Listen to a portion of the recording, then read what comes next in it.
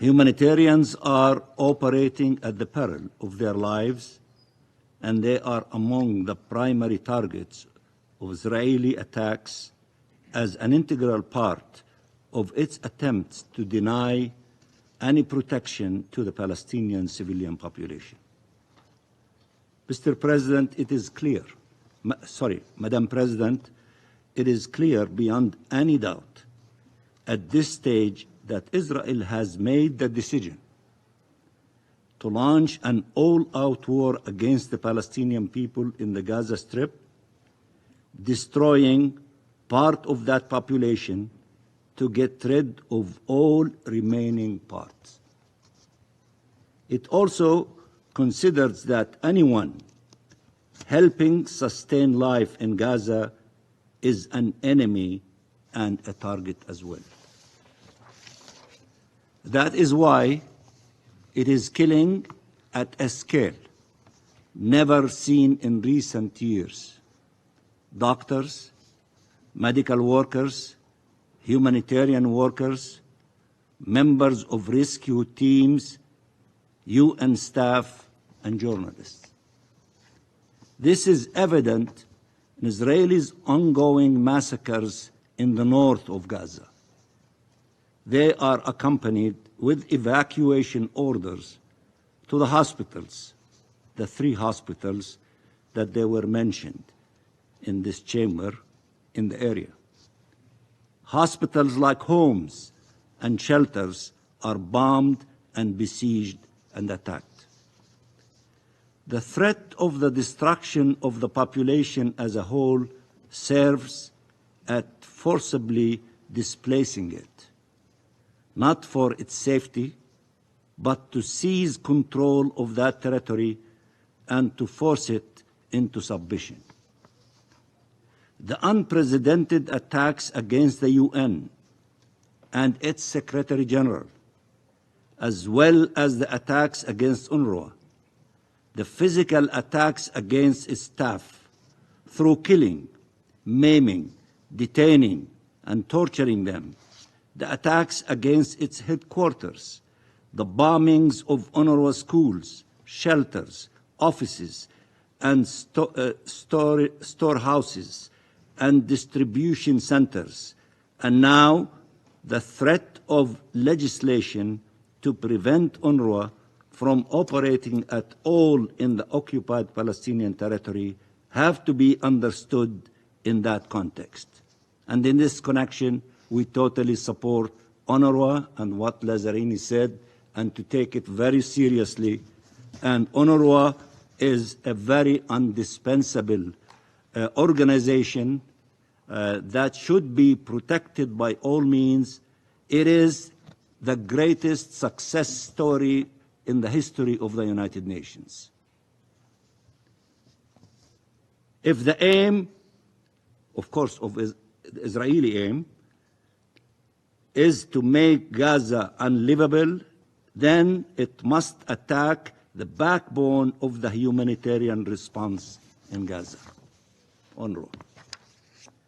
The real target from the attacks on the UN in general and UNRWA in particular are the Palestine refugees the agency serves and the entire Palestinian civilian population in Gaza who became dependent on UNRWA's support for survival during this genocide.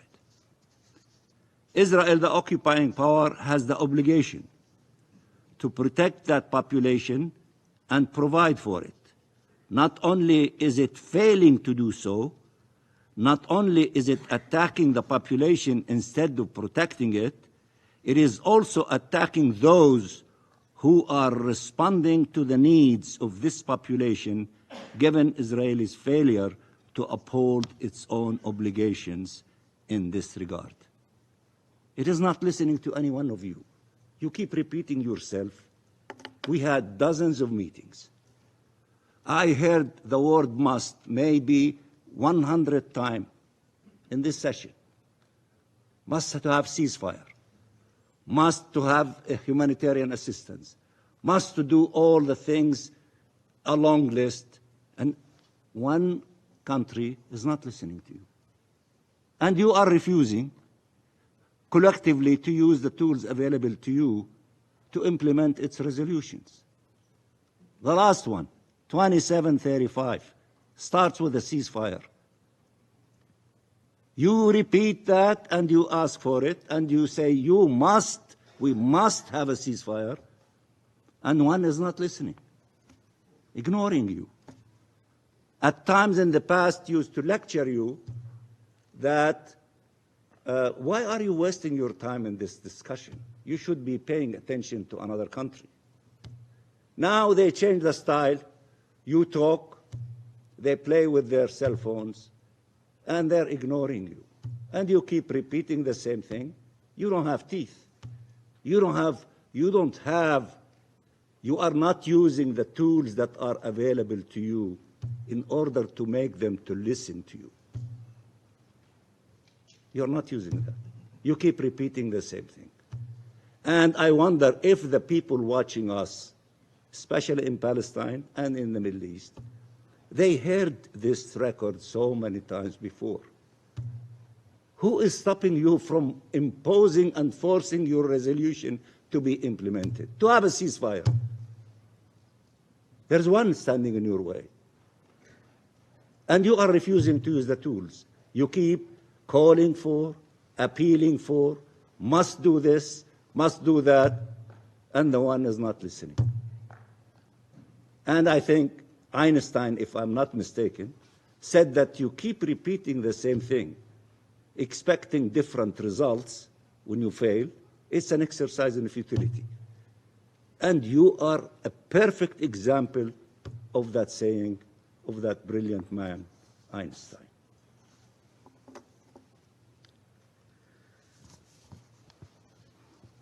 Israel is breaching international law by occupying this land, by annexing it, by failing to protect the occupied people, by attacking the people under its occupation, and by preventing those who wish to protect them from doing so. It is a multi-layered breach of the most fundamental rules of international law, from the Charter to the Geneva Conventions, to the Universal Declaration of Human Rights, to the Rome Statutes, with the aim of annihilating the Palestinian people. That's the objective. Israel has killed and maimed the Palestinian civilian population and those who could protect them or heal their injuries. And we sent you, a few days ago, a long letter, 7 pages, giving you all the details of our story during the course of last year. So I did not need to repeat to you all of the details. Some of you referred to the details. It forcibly displaced the population and bombed the shelters and those who were trying to help them find a safe haven. It has starved the population and killed and maimed and obstructed those who could have provided them with food and help. It has committed atrocities and attacked those documented and reporting on them, including today by shooting in the neck an Al Jazeera journalist, Fadi al-Wahidi, in Jabalia refugee camp where massacres are ongoing. This is genocide. And you must make sure that nothing you do, nothing you say enables that genocide. And you must act to stop it as Council, as states in your national capacity, and as international community. We denounce complicity and we denounce complacency and we denounce self-inflicted powerlessness. More and more countries are calling for an arms embargo to make sure not to provide Israel with weapons it could use against the civilian population. If you are calling for a ceasefire, you don't feed the fire by sending weapons and ammunition. More and more countries are calling for accountability against perpetrators of crimes to prevent their reoccurrence. If you call yourself a champion of international law, you do not help shield perpetrators of atrocities. Madam President, Israel could have ended the genocide in Gaza, and this would have prevented any further escalation. Instead, it is widening its killing, destruction, and forcible displacement spree in the West Bank and in Lebanon.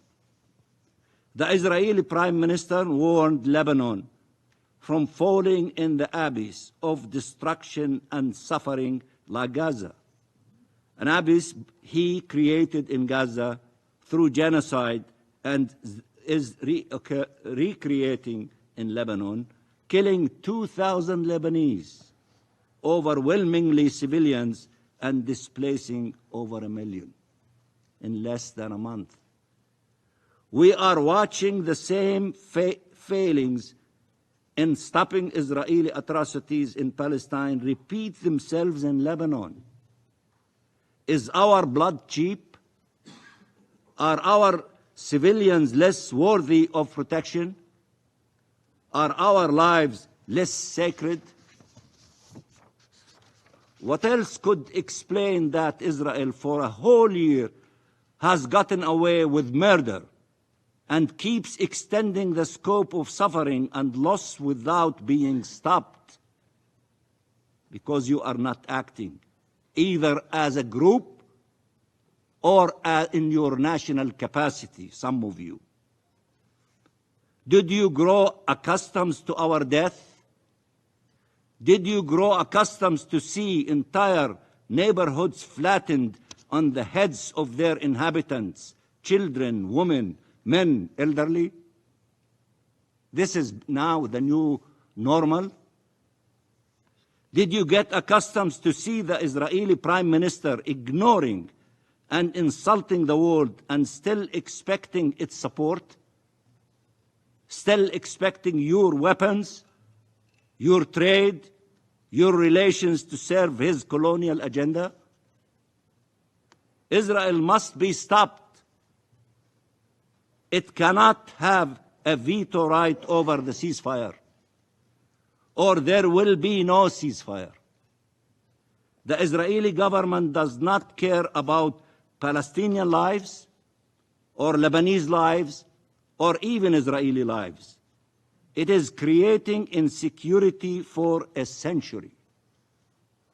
Israel will protect its occupation and domination at any cost, and Netanyahu will protect Netanyahu at any cost. Civilians are the ones paying the price. We want international law to prevail, freedom to prevail, justice to prevail, peace to prevail. We want all civilians not to be harmed. There cannot be a right to commit atrocities under any pretext or any justification. If you are a firefighter, you do not negotiate with the arsonist. You prevent him from spreading the fire. The fire is now threatening to engulf our entire region. Stop the arsonist. Do you have the backbone, collectively or in your national capacity, to stop the arsonists? You know his name, his address, his methods, his lies, his goals. And yet, he feels he can continue spreading fire in total impunity, while the whole world tries to figure out how you stop the fire if you are not willing to stop the arsonists. It takes him seconds to destroy, and it takes us all years to rebuild, decades to rebuild, and the reality is once the fire has started, nothing is ever the same. Hear the screams of those enduring the fire in their flesh, and tell us how to explain to them that for 365 days, the world has watched the 365 kilometers square of Gaza turned into rubble and ashes.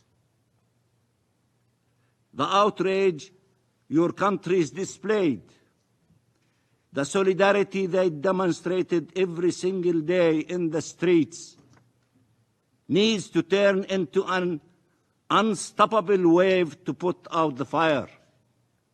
If we do not, everything else we are trying to do and say in this chamber will be meaningless.